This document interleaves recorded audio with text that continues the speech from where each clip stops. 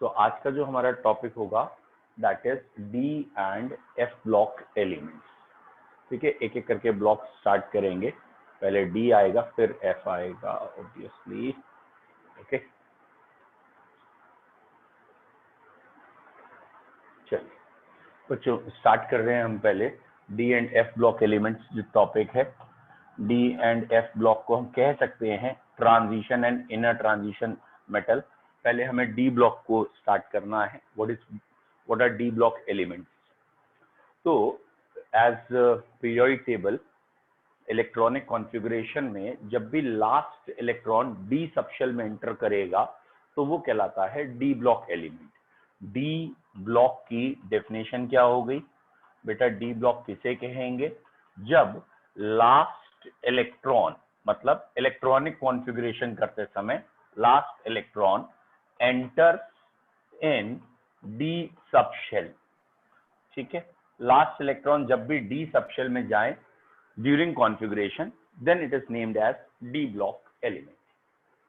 क्या transition element भी इन्हीं को कहते हैं? बच्चों ट्रांजिशन की डेफिनेशन थोड़ी सी अलग।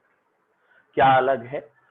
अगर हम ट्रांजिशन एलिमेंट की बात करें तो इसकी डेफिनेशन है लास्ट टू शेल्स, आखिरी की दो shells, last two shells should be incomplete.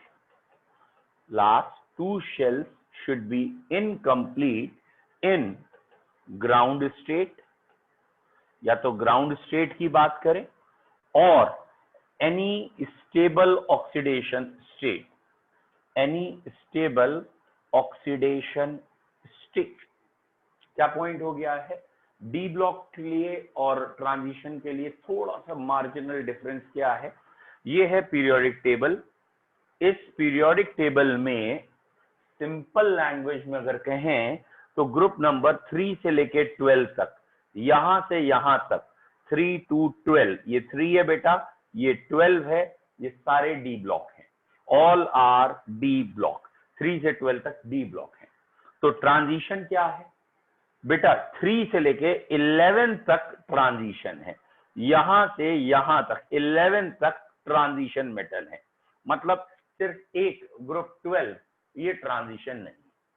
तो जितने भी डी ब्लॉक हैं क्या सब ट्रांजिशन मेटल हैं? नहीं। क्यों? क्योंकि डी ब्लॉक तो 3 से लेकर 12 तक है और ट्रांजिशन कहां से कहां तक है? 3 से 11 तक। तो ये जो 12th वाला है ये डी ब्लॉक तो है लेकिन ट्रांजिशन नहीं है। तो हम क्या कह सकते हैं? All transition metal belongs to d block. बिल्कुल ठीक है, अगर कोई ट्रांजिशन मेटल है तो डी ब्लॉक होगा, बिल्कुल ठीक है। लेकिन कोई डी ब्लॉक है जैसे 12 वाला डी ब्लॉक है, क्या वो ट्रांजिशन मेटल है? ना, वो ट्रांजिशन नहीं है। तो ये हुआ अभी हमारा डायरेक्ट पॉइंट कि डी ब्लॉक की डेफिनेशन में हम कह सकते हैं बच्चों, अगर हम ग्रुप्स में कहें डी ब्लॉक में 3 से लेके 12 तक है और ट्रांजिशन मेटल की डेफिनेशन में 3 से लेके 11 तक है। ये तो हुआ हमारा रेक्टिफिकेशन कि हमने बता दिया। अब जरा इन दोनों डेफिनेशन पे गौर फरमाएं और समझिए क्या है। देखो बेटा, सारा खेल है इलेक्ट्रॉनिक कॉन्फ़िगरेशन का। जैसे मैं पहले एटॉमिक नंबर 21 जो कि पहला डी ब्लॉक एलिमेंट है उसका कॉन्फ़िगरेशन लिख रहा हूं। बेटा 21 स्कैंडियम होता है, इसका कॉन्फ़िगरेशन में लिख रहा हूं। इसका कॉन्फ़िगरेशन लिखने का तरीका होता है आर्गन, यानी 18 तक लिखने की जरूरत नहीं है।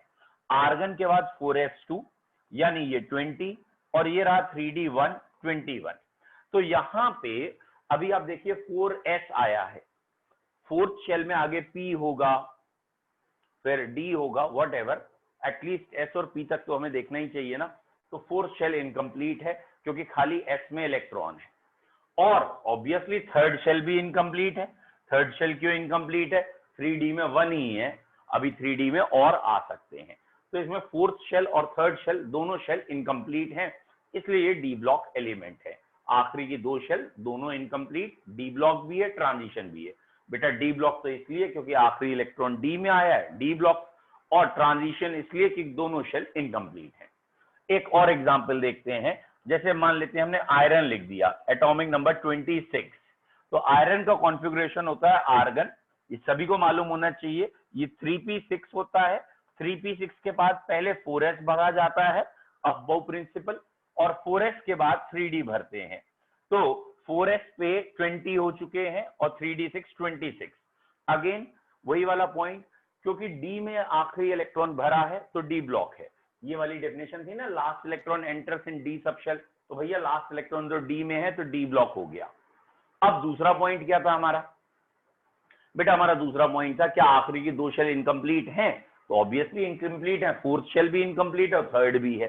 सरल भाषा में अगर कहें डी इनकम्प्लीट है तो ट्रांजिशन होता है। तो डी इनकम्प्लीट है, हाँ डी इनकम्प्लीट है, डी में 6 है तो ट्रांजिशन है। ठीक है, अब हमने कहा चलो भाई और आगे बढ़ के देखें। तो अब देखा कॉपर, या पहले हम जिंक को देखना चाहते हैं।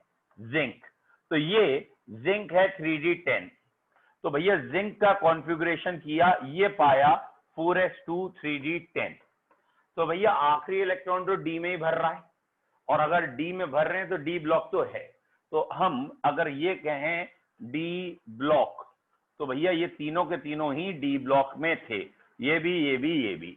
ट्रांजिशन मेटल ये है ये है ये नहीं है। क्यों नहीं है भैया आखिरी वाले ट्रांजिशन मेटल? क्योंकि डी पूरा का पूरा भरा हुआ है। ट्रांजिशन मेटल बेसिकली तब होता है जब डी वेकेंट हो, सिंपल भाषा, या टफ करना चाहते हो आखिरी की 2 शेल इनकम्प्लीट हो, तो आखिरी की 2 शेल कह लो, या डी इनकम्प्लीट हो, वो ज्यादा इजी रहेगा। यहां डी कंप्लीट है। अब बात करते हैं 29 की। एटॉमिक नंबर, एटॉमिक नंबर 29 है, ठीक है, किसका? कॉपर का। बेटा कॉपर का कॉन्फ़िगरेशन यही है, आर्गन। आई होप तो सभी बच्चों को पता हो, 4s1 और 3d10 होता है। 4s1 और 3d10, आई होप सो आपने 11th में ये इंपॉर्टेंट मोस्ट में पढ़ा हो कि कॉपर और क्रोमियम में एक्सेप्शंस होते हैं कॉन्फ़िगरेशन में। Half filled, full field stability का रीजन होता है, एक एनर्जी एक्सचेंज स्टेबिलिटी का रीजन होता है। फिलहाल 4s में 1 है, 3d में 10। भैया आखिरी इलेक्ट्रॉन डी में ही आया तो डी ब्लॉक तो हो गया, कोई बात नहीं। अब कुछ लोग कहेंगे भाई ये भी ट्रांजिशन नहीं है। क्यों नहीं है ट्रांजिशन? भाई डी में 10 वाला ट्रांजिशन नहीं था, ये भी डी में 10 है, ये भी ट्रांजिशन नहीं होना चाहिए। लेकिन ये ट्रांजिशन भी है, ये ट्रांजिशन है। तो क्यों ट्रांजिशन है? क्योंकि हमने एक और पॉइंट यहां लिखा था जिसपे हमने फोकस कम किया था। क्या? वो ये था। वो पॉइंट क्या था? आखिरी 2 शेल इनकम्प्लीट होनी चाहिए, या डी इनकम्प्लीट होना चाहिए ग्राउंड स्टेट में और any stable oxidation state, in ground state और एनी स्टेबल ऑक्सीडेशन स्टेट। अब बच्चों है क्या? कॉपर का ना, कॉपर का एक आयन है जिसे पढ़ते हैं क्यूप्रिक, जो इस चैप्टर में पढ़ाया जाएगा डिटेल में कि कॉपर +2 +1 से ज्यादा स्टेबल है। बड़ा इंपॉर्टेंट क्वेश्चन है, कम से कम बोर्ड में 10 बार ही देखने को मिला है। कॉपर +2 कॉपर +1 से ज्यादा स्टेबल है। तो ये कॉपर +2 का जब कॉन्फ़िगरेशन लिखोगे तो बेटा ये आएगा आर्गन, 4s में तो 0 हो गए, 2 इलेक्ट्रॉन निकलने, एक यहां से एक यहां से, और अब डी में 9 है, यानी डी इनकम्प्लीट है, क्योंकि कॉपर +2 स्टेबल है और उसमें डी में 9 है, इसलिए ये डी इनकम्प्लीट है, इसलिए ये ट्रांजिशन मेटल है। तो ये ट्रांजिशन मेटल होने का रीजन क्या है? ये जो मैंने येलो से लिखा है, ये ट्रांजिशन मेटल का रीजन है कि किसी stable, any stable oxidation state, stable oxidation state में अगर अनपेयर इलेक्ट्रॉन डी में है तो वो ट्रांजिशन मेटल कहलाता है। अब मैं इसे रिपीट कर रहा हूं, ठीक है? क्या रिपीट कर रहा हूं बेटा? कि हमारे पास 2 वर्ड हैं, एक है डी ब्लॉक और एक है ट्रांजिशन मेटल। बेसिकली तो एक ही चीजें यूजुअली कह दी जाती हैं कि डी ब्लॉक जो होता है वही ट्रांजिशन मेटल है, लेकिन जो मार्जिनल अंतर है आपके लिए वो समझिए।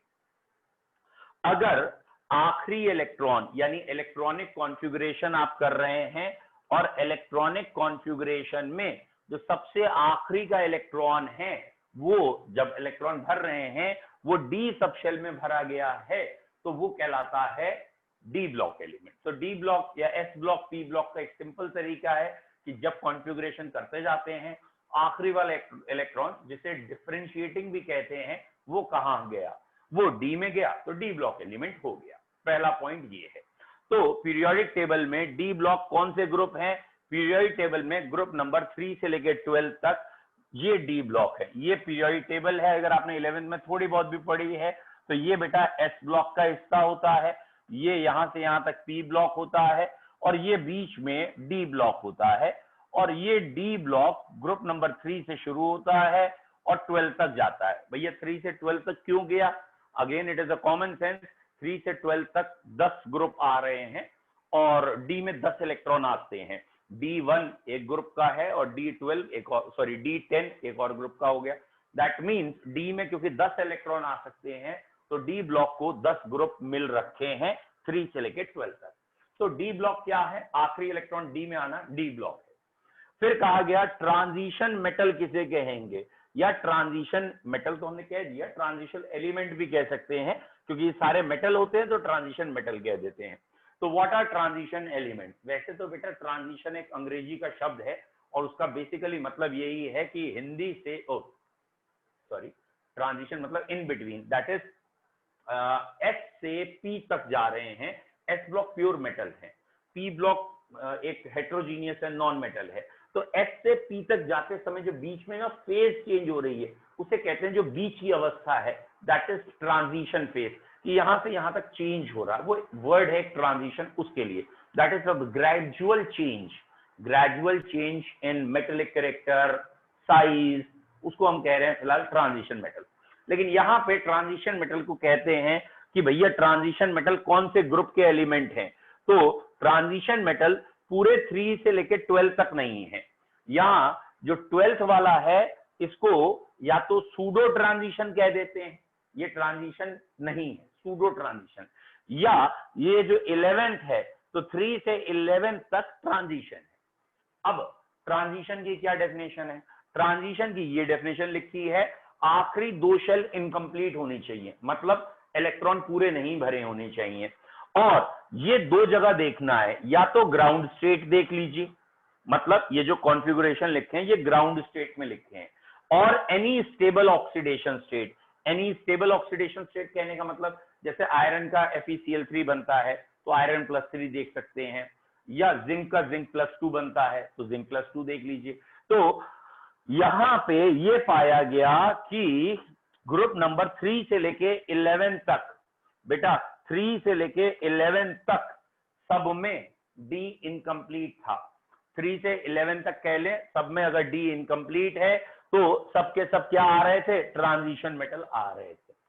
अब 12 वाला एक ऐसा ग्रुप हमें मिला जिसमें डी, 12 वाले ग्रुप में बेटा डी हमेशा भरा हुआ है। जिंक है 12, जरा सोच के देखो, जिंक का एक ही ऑक्सीडेशन स्टेट स्टेबल है +2, और जैसे ही +2 बनाओगे तो ये वाले इलेक्ट्रॉन निकल जाएंगे, ये नहीं निकलेंगे, तो ये तो पूरे पूरे रहे। तो इसलिए ये कहला रहा है बेटा ट्रांजिशन, सॉरी ये कहला रहा है सूडो ट्रांजिशन मेटल, या इट इज सूडो मतलब false, it is not transition. I hope so अंतर क्लियर हुआ डी ब्लॉक और ट्रांजिशन मेटल में? बताइए क्लियर हो गया? 1 टाइप करो, नहीं क्लियर है 2 टाइप करो। वेरी गुड, क्लियर है। हाँ भैया सुशांत क्या कहना चाहते हैं, बताइए बेटा क्या दिक्कत आ रही है? सर वो वाला एक बार हाँ दोबारा बता दीजिए केस जिसमें ट्रांजिशन और वो डी ट्रांजिशन एलिमेंट भी था और डी ब्लॉक भी था। भाई क्या इससे पहले सो गए थे का तुम? मैं बता तो दोबारा भी दे रहा हूँ, लेकिन जो आप क्वेश्चन पूछ रहे हो ना वो जंबल है, अभी वो आपके दिमाग में क्लियर नहीं, आप पूछ क्या रहे हो? आप पूछ रहे हो दोबारा बता दीजिए ट्रांजिशन मेटल और डी में अंतर, या तो पूछ क्या रहे हो ये क्लियर करो। नहीं सर, मैं ये पूछ रहा हूँ जो वो वाला केस जिसमें डी ब्लॉक भी आ रहा है और ट्रांजिशन भी आ रहा है, वो वाला केस। सारे ही एलिमेंट 3 से लेके 12 तक, 3 से लेके 11 तक, ग्रुप नंबर 3 से 11 तक ट्रांजिशन मेटल भी हैं और डी भी है। 12 वाला डी है लेकिन ट्रांजिशन मेटल नहीं है। अब आप कह रहे हो वो वाला एक केस कहाँ है? यहाँ तो 9 केस हैं ऐसे, एक सिर्फ 10वां ऐसा है जो डी ब्लॉक है, ट्रांजिशन नहीं है। और इससे उल्टा वाला केस है ही नहीं कि कोई ट्रांजिशन मेटल हो और डी ना हो, ऐसा कोई केस है ही नहीं। इसीलिए मैंने पूछा ना आप पूछ कौन सा केस रहे हो। और ये सारे के सारे डी भी है, ट्रांजिशन भी है, तो दोनों की डेफिनेशन बोल दूंगा मैं फिर से। डी की डेफिनेशन है लास्ट इलेक्ट्रॉन डी में आ जाए तो डी ब्लॉक हो गया, और अगर डी इनकम्प्लीट हो, सरल भाषा है बेटा, इनकम्प्लीट हो तो वो ट्रांजिशन मेटल होता है। और डी इनकम्प्लीट दो जगह देखनी है, या तो ग्राउंड स्टेट में इनकम्प्लीट हो, मतलब कॉन्फ़िगरेशन लिख रहे हैं तो डी में 10 पूरे नहीं आए, और या फिर कॉपर जैसा केस है कि डी में 10 तो आ गए हैं लेकिन कॉपर +2 में भी एग्जिस्ट करता है जो कि स्टेबल भी है, स्टेबल भी होना चाहिए। तो कॉपर +2 में आया तो वहां डी में 9 हो गए, तो जब डी में 9 हो गए तो ट्रांजिशन मेटल हो गया। अब बोलो आप, अब क्लियर है या नहीं अभी?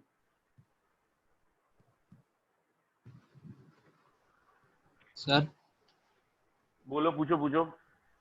सर ये ट्रांजिशंस उनको क्यों कहते हैं जिनके डी इनकम्प्लीट है, और कंप्लीट वाले को क्यों नहीं कहते हैं? बेटा ये अभी प्रॉपर्टी आएंगे। ट्रांजिशन एक ग्रुप का नाम रख दिया गया है जिसकी एक स्पेशल फीचर है, एक कैरेक्टरिस्टिक है। जिंक वाला वो वाले कैरेक्टरिस्टिक नहीं शो कर रहा। जैसे ट्रांजिशन मेटल का कैरेक्टरिस्टिक रखा है वेरिएबल वैलेंसी शो करते हैं, जिंक नहीं शो करता। ट्रांजिशन मेटल्स का melting point boiling point high होता है, जिंक का लो होता है, वॉलेटाइल होता है। ट्रांजिशन मेटल के आयंस कलर्ड होते हैं, जिंक के नहीं होते हैं। तो जो एक कैटेगरी ट्रांजिशन को और जिंक को अलग किया है उसके पीछे रीजन है कि बहुत सारी प्रॉपर्टी ऐसी थी जो ट्रांजिशन मेटल्स के लिए, क्योंकि सब में कॉमन थी तो कह दिया ये सारी प्रॉपर्टी ट्रांजिशन मेटल की हैं, और जिंक उन प्रॉपर्टी को फॉलो नहीं कर रहा है तो कह दिया भैया डी ब्लॉक तो है लेकिन ट्रांजिशन नहीं है, इसलिए इसको सूडो ट्रांजिशन कह सकते हैं। सूडो का मतलब क्या होता है कि तुम रखे तो ट्रांजिशन के साथ गए हो, तो तुम्हें होना तो ट्रांजिशन ही चाहिए, लेकिन तुम ट्रांजिशन की प्रॉपर्टी शो नहीं कर रहे हो, तो कह दिया तुम फॉल्स ट्रांजिशन हो। मतलब देखने में रखे जहां गए हो उस हिसाब से लग रहा है तुम्हें ट्रांजिशन होना चाहिए लेकिन तुम ट्रांजिशन नहीं हो, और इस चीज को, फॉल्स वर्ड को सूडो से कह देते हैं, इसलिए इसको कह दिया सूडो ट्रांजिशन एलिमेंट। हाँ भैया थोड़ा बहुत क्लियर हुआ? ठीक है, चलिए बेटा। नहीं समझ में आया तो फिर एक बार डिस्कस कर लेंगे, अभी थोड़ा और पढ़ लेते हैं तो आपको ये क्लियर हो जाएगा कि ट्रांजिशन के मेन फीचर्स क्या है। 12 या 13, 11 या 12 फीचर्स हैं, तो वो दर्जन भर फीचर्स समझ में आएंगे, और ये देखेंगे इन सब में ही जिंक, कैडमियम, मरकरी कहीं ना कहीं गड़बड़ कर रहे हैं। चलिए बेटा, ये रहा हमारा ट्रांजिशन एलिमेंट की सीरीज, ठीक है, जो हमें पढ़नी है। तो बेसिकली पीरियोडिक टेबल में, ये पीरियोडिक टेबल इधर और उधर आगे पीरियोडिक टेबल चल रही है, मैं उस पर फोकस नहीं कर रहा, फोकस ये बीच पे कर रहे हैं। तो ये एटॉमिक नंबर, या ये कहें बेटा this one is group number 3, this one is group number 12। बेटा हम पढ़ेंगे डी ब्लॉक तो फिर ऑब्वियसली लिखेंगे बार बार जिंक, कैडमियम, मरकरी तक ही। तो पहली जो डी की सीरीज है इसको बेटा हम जनरली कह देते हैं यहां first transitional series, first transitional series, या ऑब्वियसली डी सीरीज कह दो, व्हाटएवर। तो ये पहली सीरीज शुरू हो रही है एटॉमिक नंबर 21 या स्कैंडियम से, और ये फर्स्ट ट्रांजिशन सीरीज में जब आप इलेक्ट्रॉन भरेंगे तो आपको दिख जाएगा इसमें 3D में शुरू में 1 थे, फिर 2 थे, और आखिरी में आते आते 3D में 10 हो गए। और ये सीरीज एंड हो रही है जिंक पे जिसका एटॉमिक नंबर है 30। इस सीरीज का आखिरी मेंबर जिंक है जिसका एटॉमिक नंबर 30 है, या उससे पिछला मेंबर थोड़ा इंपॉर्टेंट है इसलिए याद करना चाहो तो कर लो, 29 कॉपर है। तो ये सीरीज कहलाती है बच्चों 3D सीरीज। कौन सी सीरीज है? 3D series. 3D सीरीज मतलब ऑब्वियसली जो डी सबशेल है हमारी वो 3D है, और अगर डी थर्ड का है तो एटम में टोटल 4 शेल्स होंगी, तो फोर्थ पीरियड में ये सीरीज लाई करेगी, यानी पीरियोडिक टेबल का ये 4th पीरियड होगा। फिलहाल ये 3D सीरीज कहलाएगी। तो first transition series is known as 3D series. Second transition series जो शुरू होती है दैट इज, इसमें 18 ऐड कर लो तो 39 से शुरू होगी, और इसका सिंबल Y है, और 40 का भी सिंबल याद करना है, ZR है, और ये 4D सीरीज है।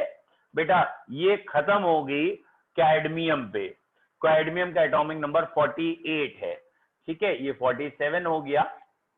तो सेकेंड ट्रांजिशन सीरीज जिसे 4D सीरीज कहेंगे, it starts with atomic number 39 and ends with atomic number 48।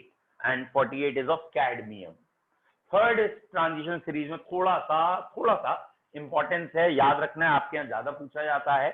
ये स्टार्ट तो होती है एटॉमिक नंबर 57 से, जिसका नाम है लेंथेनम। ठीक है, एटॉमिक नंबर 57 लेंथेनम। ये थर्ड ट्रांजिशन सीरीज है बेटा, इट इज थर्ड ट्रांजिशन या डी सीरीज ट्रांजिशन सीरीज।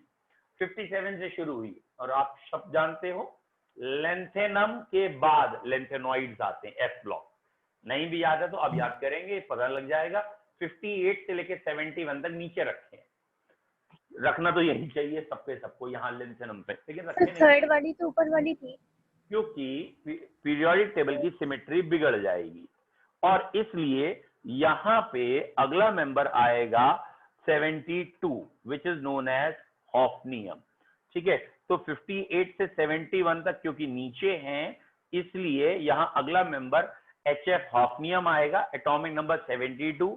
ये 5D सीरीज है, और ये खत्म होगी मरकरी पे विच एटॉमिक नंबर 80, या गोल्ड कह लीजिए जस्ट उससे पहले है, उसका एटॉमिक नंबर 1 कम कर लो, 79।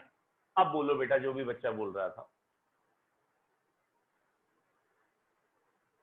सर आपने उसको थर्ड ट्रांजिशन सीरीज लिखा था, फिर 5D को। हाँ, तो थर्ड तो ऊपर वाला था ना सर? ध्यान से पढ़िए, मैंने इसीलिए कलर चेंज करके लिखता हूं, तब भी नहीं देखता है। पहली ट्रांजिशनल सीरीज ये है, दूसरी ट्रांजिशनल सीरीज ये है, तीसरी ट्रांजिशनल सीरीज ये है। पहली ट्रांजिशनल सीरीज का नाम है 3D सीरीज, दूसरी ट्रांजिशनल सीरीज का नाम है 4D सीरीज।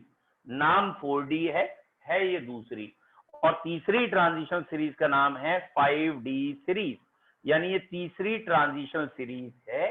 और ऑब्वियसली इसमें डी फिफ्थ शेल का यूज होता है, इसलिए इसे 5D सीरीज कह रहे हैं। लेकिन ये जो अब मैंने इधर 1 2 3 लिखे हैं, इसका लॉजिक कुछ और है, इस 3 4 5 का लॉजिक कुछ और है। इसका लॉजिक यार समझ में आना चाहिए। इसका लॉजिक तो ये है कि कौन सा डी सबशेल है, ये थर्ड शेल का डी सबशेल है, और ये फिफ्थ शेल का डी सबशेल है। और इस 1 2 3 का क्या है कि ट्रांजिशनल जहां से शुरू हुए, पहला ट्रांजिशनल सीरीज यहां आया था, इसलिए इसे फर्स्ट ट्रांजिशनल सीरीज कहा, जो कि 21 से 30 तक था, और इसे फर्स्ट ट्रांजिशनल सीरीज को 3D सीरीज कहते हैं, एंड सो ऑन, उसी को आगे बढ़ाया है। अब क्लियर है? सर 3D मतलब last electron third D subshell में जा रहा है? बिल्कुल ठीक है, 3D का मतलब लास्ट इलेक्ट्रॉन डी सबशेल में 3D में जा रहा है। ठीक है, ये हुआ बेटा 3D 4D 5D, ये ट्रांजिशन सीरीज हुए। ऐसी एक और है ट्रांजिशन सीरीज जिसे हम 6D कहेंगे। ठीक है, 6D transition series atomic number 89 से स्टार्ट है बेटा। 89 किसका है? एक्टीनियम का। ठीक है, AC एक्टीनियम, और 90 से 103 तक बाहर, मतलब F ब्लॉक। तो 90 से 103, 90 से 103 तक। ठीक है, मतलब 14 है ना यार, 14 में ना एक 90 भी इन्वॉल्व हो गया, तो 103 तक बाहर आए, तो 104 यहाँ आया। 104 यहाँ आया, उसका नाम रदरफोर्डियम या क्रुश्वाटोनियम है। ये 6D सीरीज है, और इसका अभी एंड कह सकते हैं, ये नॉन कह सकते हैं, अभी एंड नहीं है, क्योंकि जितने भी इसके बाद के एलिमेंट है वो आर्टिफिशियल या मैनमेड है, उनसे मतलब नहीं है। तो ये चौथी ट्रांजिशनल सीरीज है, फोर्थ ट्रांजिशनल सीरीज, जिसको ऑब्वियसली 6D सीरीज कहेंगे। तो हमारे पास 4 ट्रांजिशनल सीरीज हैं, जिसमें जनरली हम कह देते हैं 3 कंप्लीट 1 इनकम्प्लीट। अदरवाइज अगर आप कहना चाहें तो इसमें भी 32 ऐड कर दीजिए, 80 में 32 ऐड करो तो 112 यहाँ वाले एलिमेंट का एटॉमिक नंबर होगा। तो 4 ट्रांजिशन सीरीज है, 3D series, 4D series, 5D series और 6D series. 3D series scandium से जिंक तक, ये हमारे कोर्स में है, याद रखिएगा, हमारे कोर्स में सिर्फ 3D सीरीज है। ठीक है, 4D सीरीज जो है, 4D सीरीज Y से शुरू हुई, दूसरा भी मैंने लिखना पड़ा, अभी बता दूंगा क्यों, ZR40, और उसके बाद मैंने सीधा आखिरी के 2 लिख दिए हैं, सिल्वर एंड कैडमियम। और 5D सीरीज में पहला लेंथेनम लिखा है, लेंथेनम के बाद 72 HF हाफनियम लिखा है, और उसके बाद सिल्वर और गोल्ड और मरकरी 79 80 लिखे हैं, ठीक है। और 40 और 72 का साइज एकदम सेम या प्रॉपर्टी एकदम सेम होती है, ये कहलाते हैं पीरियोडिक टेबल के जुड़वे, ट्विंस ऑफ पीरियोडिक टेबल नाम है इनका, ZR और HF। ये अभी पढ़ेंगे क्यों है ट्विंस। भाई ट्विंस किसे कहते हैं, जुड़वा हम किसे कहते हैं, जिनकी शक्ल प्रॉपर्टीज सब एक जैसी देखने में लग रही हो, लेकिन बस एटॉमिक नंबर में अंतर है, बाकी साइज के हैं या कुछ केमिकल प्रॉपर्टीज भी सेम है। तो ZR और HF को कहा जाता है केमिस्ट्री में ट्विंस ऑफ पीरियोडिक टेबल, इसलिए मैंने यहाँ लिख दिया है इन्हें। यहाँ मैंने कॉपर के नीचे सिल्वर और सिल्वर के नीचे गोल्ड लिख दिया है, सिर्फ ये बताने के लिए कि ये बेटा copper silver gold coinage metal का ग्रुप्स कहलाता है। क्वाइनेज मेटल मतलब किसी जमाने में इसके सिक्के चलते होंगे, कभी गोल्ड के चलते होंगे, कभी सिल्वर के चलते होंगे, कभी कॉपर के चलते होंगे। हमारे जमाने में तो गिलिट के चलते हैं, मतलब एक एलॉय है उसके चलते हैं। और जिंक कैडमियम मरकरी को ग्रुप ऑफ वॉलेटाइल मेटल कहते हैं, वॉलेटाइल मेटल बेटा इसको कहते हैं ग्रुप ऑफ वॉलेटाइल मेटल। और ये शायद दिमाग में चल भी गया हो, वॉलेटाइल मतलब वो चीज जो उड़ सके, जो इजीली गैस में चेंज हो जाए, उसे वॉलेटाइल कहते हैं। तो जिंक कैडमियम मरकरी एक ऐसे मेटल हैं जो आसानी से वेपोराइज हो जाते हैं, वॉलेटाइल है, ठीक है, इसलिए ग्रुप ऑफ वॉलेटाइल मेटल। और इसीलिए डी ब्लॉक तो है लेकिन ट्रांजिशन नहीं है, बाकी ट्रांजिशन मेटल कोई वॉलेटाइल नहीं है, आयरन ये वो कोई भी ऐसा तो है नहीं भाप बन के उड़ जाए लोहा। लेकिन जिंक कैडमियम मरकरी में शायद आधे से ज्यादा बच्चों को पता है, मरकरी लिक्विड में एग्जिस्ट करता रूम टेम्परेचर, मतलब एक ऐसा मेटल है जो लिक्विड में भी एग्जिस्ट करेगा। इसके अलावा भी और भी हैं, फिलहाल डी ब्लॉक में अकेला एक ऐसा है जो लिक्विड में एग्जिस्ट कर रहा है, दैट इज मरकरी। तो ये वॉलेटाइल मेटल है, ये ग्रुप ऑफ क्वाइनेज मेटल है, ये क्वाइनेज मेटल है। एंड ऑब्वियसली स्कैंडियम वाला ग्रुप इसलिए इंपॉर्टेंट है क्योंकि यहां पे ना ये जो लेंथेनम है इसके बाद एस ब्लॉक कटा है, एक्चुअली सारे एस ब्लॉक को यही होना चाहिए, मतलब लेंथेनोइड्स को, और सारे एक्टिनोइड्स को यहां होना चाहिए, लेकिन 15-15 एलिमेंट यहां नहीं रख सकते, तो एक एक को यहां रखा है, 14 को नीचे रखा है, और उसके बाद लौट के ये आए हैं, ठीक है। तो आई होप सो आपको ट्रांजिशन सीरीज क्लियर हो गई हो, 4 ट्रांजिशन सीरीज क्लियर हो गई। डी ब्लॉक में एक बड़ी अच्छी बात है कि ये left to right property match करते हैं, टॉप टू बॉटम नहीं करते। कितने अच्छे लोग हैं, आप प्रैक्टिकली सोचो, अगर ये top to bottom property match करती 10 ग्रुप पढ़ने पड़ते। अब left to right property match करनी है तो 3 ही ग्रुप पढ़ने पड़ रहे हैं, 3 ही period, 3D series, 4D 5D, उसमें भी हमारे कोर्स में एक ही है 3D सीरीज, ठीक है। चलिए अब हम 3D सीरीज में, क्योंकि सारी की सारी प्रॉपर्टीज, सारी तो नहीं लेकिन काफी सारी प्रॉपर्टीज इलेक्ट्रॉनिक कॉन्फ़िगरेशन के चारों तरफ घूमती हैं, तो पहले कॉन्फ़िगरेशन सबका ठीक से लिख लेते हैं, आता आपको है लेकिन दोबारा लिखते हैं। ये है स्कैंडियम, बेटा स्कैंडियम का एटॉमिक नंबर है 21, और आप कोशिश करिए कि इनर्ट गैस जो सबसे पास में हो उसको लिख के आगे का कॉन्फ़िगरेशन लिखेंगे। तो स्कैंडियम का कॉन्फ़िगरेशन आएगा आर्गन 4s2 3d1, चाहे आप इसे ऐसा लिख दें, और बुक्स में जैसा लिखा होता है 3d को पीछे लिखा 4s को बाद में, बोथ आर करेक्ट, ठीक है, वो भी सही है। और वो ये दिखाना चाहते हैं कि सारे भाई 4 शेल बाहर की है तो बाहर दिखाएं, ये अंदर वाली शेल है अंदर दिखाएं, वो ऐसे दिखा रहे हैं। हम कैसे दिखा रहे हैं, हम कह रहे हैं कि हमने इलेक्ट्रॉन भरना शुरू किए, इसमें भरे और आखिरी में इसी में भरे थे, इसलिए हमने इसे ऐसे लिखा है। बोथ आर करेक्ट, जो भी आप लिखेंगे चलेगा।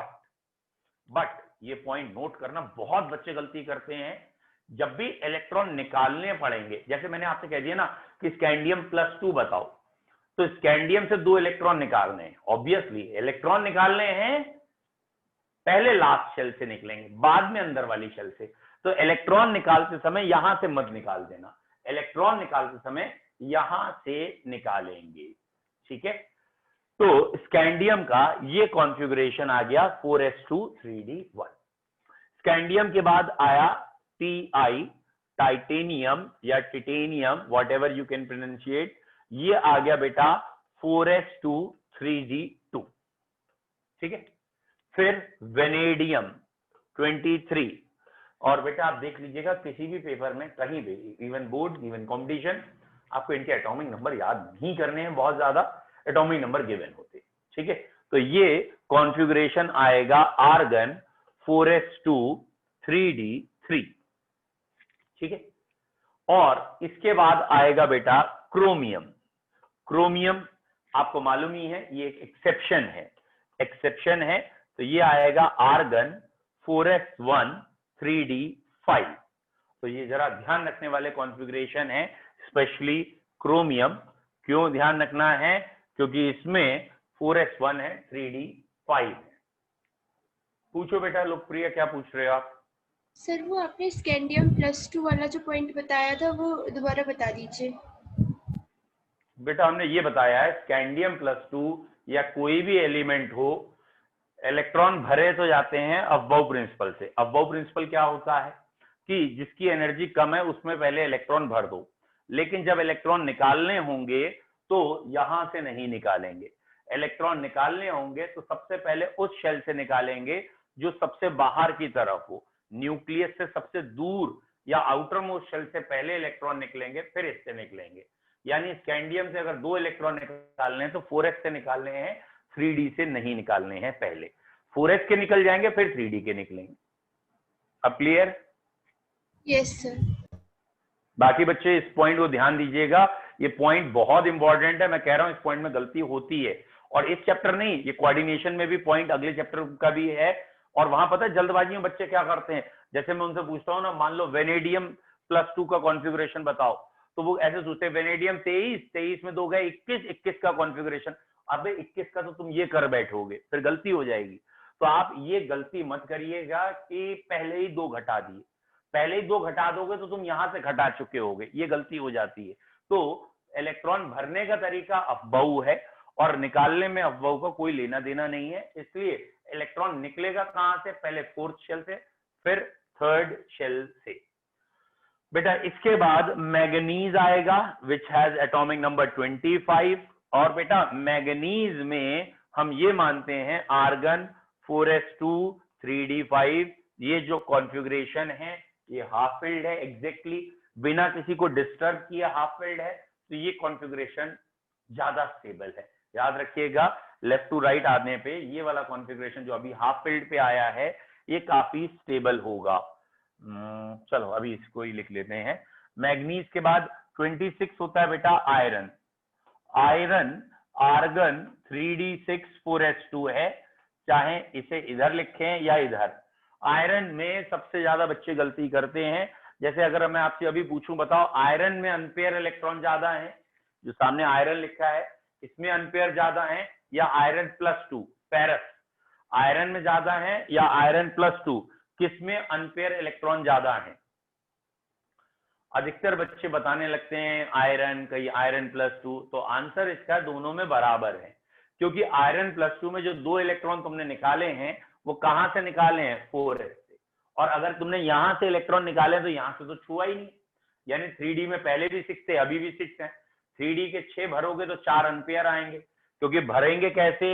ये तो आपको शायद 11th का याद होगा, कैसे भरेंगे? 1 2 3 4 5 6, इसे हुंड्स रूल कहते हैं, और 6 भरने के बाद ये आपके 4 अनपेयर आ जाएंगे। तो आई होप सो आपको क्लियर हो कि आयरन या आयरन +2 में अनपेयर बराबर है।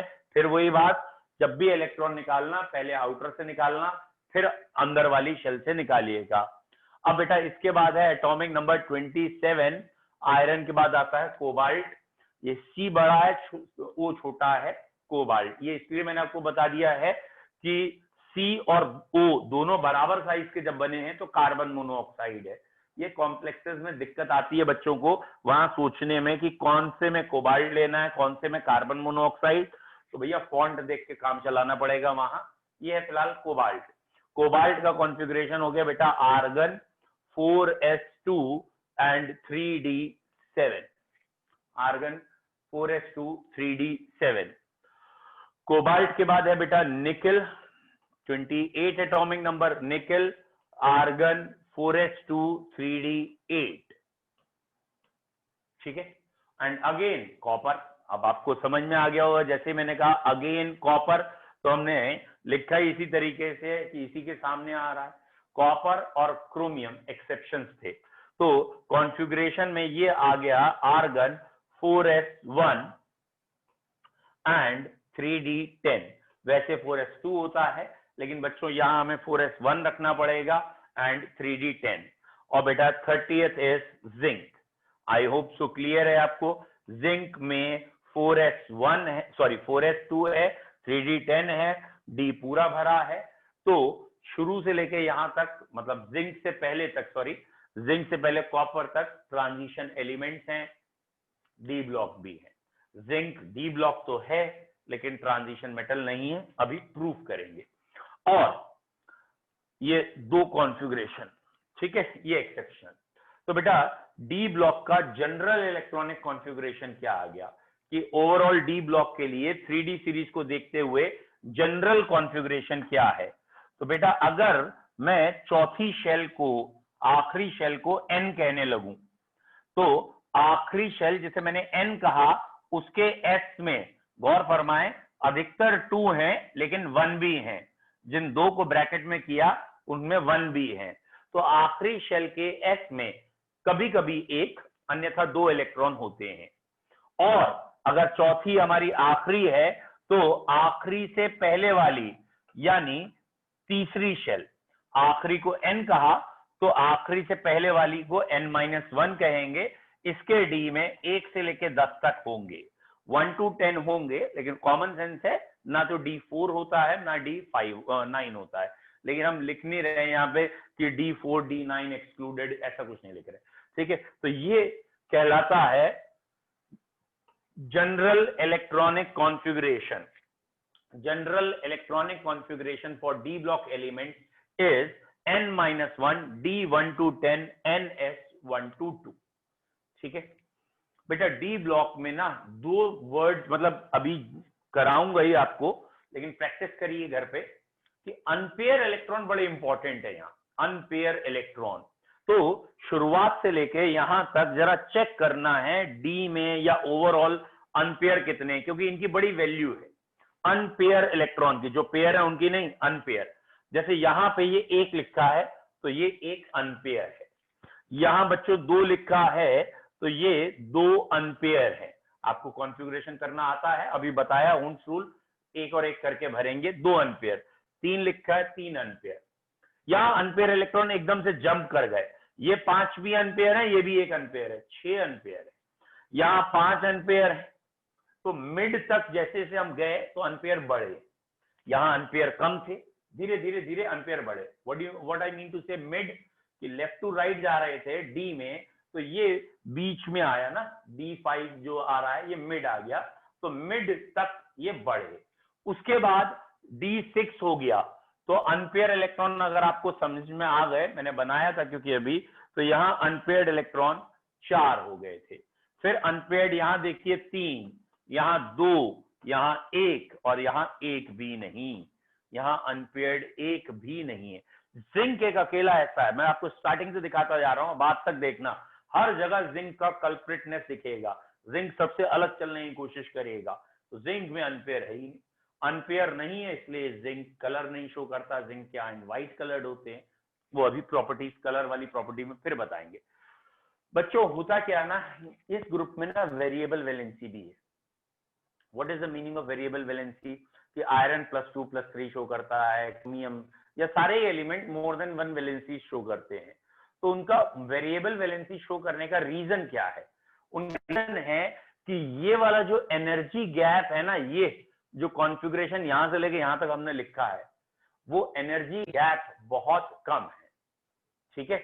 यहां से लेके यहां तक ये जो एनर्जी गैप है ये कम है, इसीलिए आखिरी की दोनों शेल्स केमिकल बॉन्डिंग में टेक पार्ट करती है। तो ट्रांजिशन मेटल वो हैं, ट्रांजिशन मेटल कह रहा हूं डीप नहीं, ट्रांजिशन मेटल वो हैं जिसमें आखिरी की दोनों शेल्स बॉन्डिंग में टेक पार्ट करती हैं, क्योंकि दोनों शेल्स की कैपेसिटी है बॉन्ड बनाने की। अंदर का डी भी अनपेयर है, बाहर की शेल भी अनपेयर है, दोनों शेल्स। जिंक जो अभी हमने लास्ट में बनाया है, इसमें ये बॉन्ड बनाने से दूर है, ये बॉन्ड ही नहीं बनाना चाहते। सिर्फ ये बॉन्ड बनाना चाहते हैं, बाकी नहीं बना। इसलिए जिंक की वैलेंसी हमेशा सिर्फ +2 है, बाकी नहीं। तो इस ग्रुप में वैलेंसी के लिए हमें क्या देखना होगा, हमें डी के अनपेयर और एस के इलेक्ट्रॉन, उससे वैलेंसी निकाली जाएगी। तो इस ग्रुप की वेरिएबल वैलेंसी क्यों है, क्योंकि अनपेयर इलेक्ट्रॉन डी में अंदर भी है और आखिरी के एस, ये दोनों टेक पार्ट करते हैं। 2 शेल्स वैलेंसी में टेक पार्ट करती हैं, इसलिए एक से ज्यादा टाइप की वैलेंसीज आ जाती हैं या वेरिएबल वैलेंसी शो करते हैं।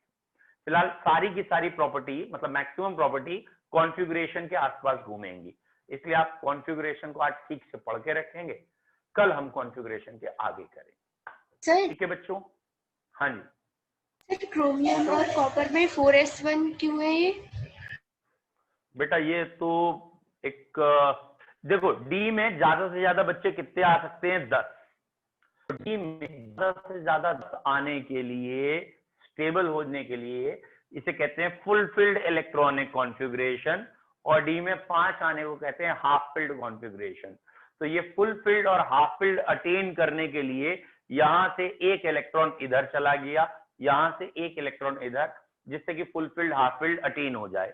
और ये 11th चैप्टर में या 11th क्लास में आपने स्ट्रक्चर ऑफ एटम में, शायद सेकेंड ही चैप्टर था 11th में, वहां ये स्पेशली बहुत, मतलब टीचर जैसे कहते हैं ना, 101% अगर फर्स्ट ईयर में कोई बच्चा है, उससे 101% ये कान पकड़ पकड़ के जरूर पूछे, हाँ बता बता, कॉपर का बता, कॉन्फ़िगरेशन क्रोमियम का बता।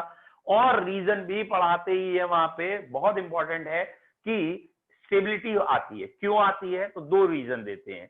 एक रीजन कहते हैं फुलफिल्ड हाफ फिल्ड, जो मैंने अभी आपको कहा कि ये फुलफिल्ड हो गया, ये हाफ फिल्ड हो गया। और एक रीजन और कहते हैं, उसका नाम था एनर्जी थ्योरी, कि एनर्जी होती है वो कम हो जाती है, इसलिए। चलो बच्चों, इतना ही रखते हैं आज, कल आप कॉन्फ़िगरेशन पढ़ के रखेंगे सब। Have a nice time, bye. Thank you.